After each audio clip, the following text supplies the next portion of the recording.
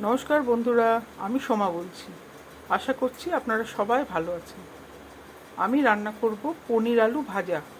তার জন্য লাগবে সেদ্ধ করা আলু, ছানা, ফোড়নের জন্য লাগবে মেথি, শুকনো লঙ্কা, আর লাগবে কাঁচা লঙ্কা, হলুদ, লবণ, চিনি। আমি রান্নাটা শুরু করছি। যেহেতু রান্নাটা পুরোনো দিনে, সেই জন্য ঘি আর তেল মিশিয়ে হবে। তেলটা গরম হয়ে গেছে, এবার আমি শুকনো লঙ্কার মেথিটা ফোড়ন দিয়ে দিচ্ছি।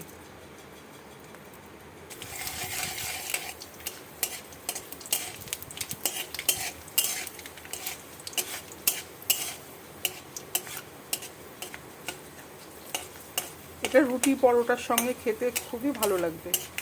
রান্নাটা করবেন। ফোড়নটা ভাজা হয়ে গেছে, আলু সেদ্ধগুলো দিয়ে ভাজবো।